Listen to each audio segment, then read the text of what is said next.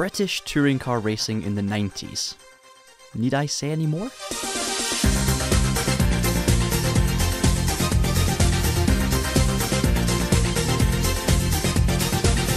This was the golden era of golden eras, and sadly, I missed it. Being born in 1997, my first memory of British touring car racing came watching young gun James Thompson and French superstar Yvan Muller battling it out in their Vauxhall Astras for the 2002 title. I remember it vividly. These guys were superheroes to me.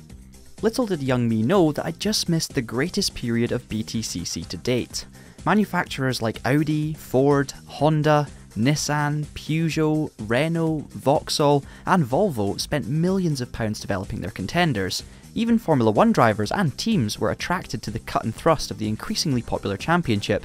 Outfits like Williams, ProDrive and TWR built and engineered super tourers, with foreign talents such as Frank Biela, Tom Christensen, Jean-Christophe Bouillon, Laurent Aiello and Gabriele Tarquini joining the British 2-litre touring car formula between 1990 and 2000. But British drivers more than held their own against the influx of international superstars. Homegrown heroes like James Thompson, Jason Plato, Anthony Reid, David Leslie and Will Hoy faced off against the incomers, with crowds in their thousands flocking trackside to watch all the paint swapping action. However, one driver probably did more for the popularity of the BTCC than any other: John Cleland. The two-time BTCC champion was pure touring car box office. His frequent quips, emotive in-car displays, "Is I going for first," says John Cleland, and his racecraft were catnip for TV producers, showcased by quality BBC coverage and its enthusiastic Murray Walker-led commentary. Wow! That is Simone! Straight into the Armco! In the 1992 BTCC finale, Cleland and Tim Harvey went head-to-head for the title, only for Harvey's teammate Steve Soper to cynically punt Cleland's Vauxhall Cavalier out of the race in spectacular fashion. The race, and its fallout, made national news headlines, securing touring cars' popularity with the general public, as opposed to just the hardcore racing fans. He might get away with that in Germany, where he might be Mr. Superstar, but this is clean. The man's an animal. It seems absurd, therefore, that it took another 5 years for an official BTCC video game to hit the shelves, but TOCA Touring Car Championship for the original PlayStation eventually arrived in November 1997. It's crazy to think this game is 25 years old, but then again, as someone who was born in November 1997, I know how quickly time passes. For hardcore fans who had watched the season reviews over and over on VHS, excitement levels hit the roof with the same gusto as the cylinders hitting the bonnet. And the game? It was great.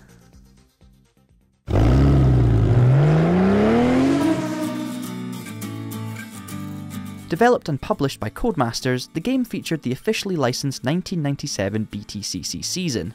Routinely known simply as TOCA, in reference to the organisation and administration body for the championship, the game was a hit with fans of the series. But TOCA's fun handling model and graphics gave the whole series a new and younger audience. Part of the appeal of super touring racing was the cars themselves. They looked like the standard family saloons its audience drove to the supermarket every weekend, with a wing and splitter of course. The first half of the decade saw Vauxhall fielding Cavaliers, BMW their 3 Series, and Mazda their 323Fs. Not quite 787Bs, let's be honest. The everyman appeal of the series extended to 1997 too, when kids, and probably their parents, enjoyed thrashing souped-up versions of their own Lagunas, A4s and Primeras around authentically reproduced British circuits, including Oulton Park, Brands Hatch and Silverstone. The tracks were constructed using Ordnance survey data. Although no match for modern-day laser scanning techniques, tracks were accurately reproduced and featured convincing elevation changes. Unfortunately, I was always bothered by Knock Hill's skybox and elevation changes, as it gave the circuit some additional hills and a rather flat run through Dove's Dip. Still, as a kid, I was fortunate to have a digital recreation of my home track at all, given many of the BTCC tracks had never appeared in a video game before.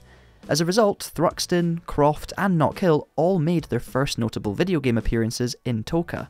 Occasional BTCC driver and Top Gear presenter Tiff Needell even made an appearance, using his authoritative voice to introduce each round in the career mode. Welcome to the start of the 1997 touring car season. TOCA captured the essence of the BTCC perfectly. Not only were all the vehicles, tracks and drivers faithfully reproduced, but the cars felt like touring cars. Occasionally cited as a bugbear of the game, TOCA's cars handled like caffeine-infused shopping trolleys. Twitchy was an understatement. However, a cursory glance at real onboard videos from the era shows the cars were a handful at the best of times. Teams set them up to be as nervous as possible to extend the front axle's tyre life over a race distance. The physics were on the realistic side of fun. The hustle and bustle of touring car racing was captured perfectly too, with multi-car incidents occurring organically. It was also possible to strategically remove your opponents from a race, or sopering as I used to call it. This worked extremely well in the wet at Traxion, where a slight nudge going into the final chicane could invert your opponent into a DNF. Former BTCC commentator Charlie Cox has had some experience of this as well. Atmospheric details from in-car cameras to the sound made over gravel, grass and curbs made the game almost sim-like in its approach. Transmission whine and an in-car camera also emphasised Codemasters' attention to detail, but Toka did have its downsides. Like any game, it's not perfect. The Nissan team may be the ones to watch this season with their new driver looking to impress. The career mode, which takes players through the genuine 1997 BTCC season, was more arcade than sim. Sure, the races felt realistic, but Codemasters forced players to attain a certain number of points per round in order to progress. It was doubly annoying as rounds 3 and 4 from Silverstone featured 2 wet races, where Toka's twitchy handling was exacerbated by the slick conditions. Progress was therefore difficult, unless you'd ranked up big points in the first 2 races at Donington. Oddly enough, in the real-world 1997 Championship, rounds 3 and 4 were entirely dry. The game ran at a steady 24 frames per second, but suffered from frequent pop-in and muddy textures. Gran Turismo launched just 1 month later and featured stupendous graphics. Toka suddenly looked a little shabby in comparison. Although Toka had a 2-player split-screen mode, AI cars were sadly absent, taking away the game's manic racing focus. The PC version, however, could support up to 8 players via LAN. More disappointing was the lack of practice sessions in career mode. Players were thrown in at the deep end with just 3 laps to learn the track and set a qualifying time. The AI were often much too quick in qualifying trim as well. In fact, apart from the main championship, the only other game modes to keep players occupied were time trial, single race and 2-player races. Not much then. There was also no chance to set up your car in between sessions, which is odd given how well other aspects of the BTCC have been simulated. Private entrants like Lee Brooks and 3-time BTCC champion Matt Neal were also notable by their absence, licensing red tape perhaps blocking their appearance in the game. As a result, Toka sat in the middle ground between simulation and arcade, not quite fully achieving either, but the game was still fun, a lot of fun. Despite the game leaning towards the simulation side of racing, Codemasters still injected a little incongruity into proceedings. Players could unlock numerous cheats, including the addition of a pink Cadillac and a rocket-powered tank, ideal if you've ever fantasised about firing a heavy caliber weapon at Tim Harvey's Peugeot, which I often did. A new track was also available. The figure of 8 lava land circuit could be unlocked by completing the game, or by simply typing in the cheat code JAMO? And then, if you managed to spell it correctly, it was time for Tiffany Dell's dulcet tones. Cheat mode enabled. Lava Land featured heavily graded roads with a roller coaster-like surface, completely unsuitable for touring car racing.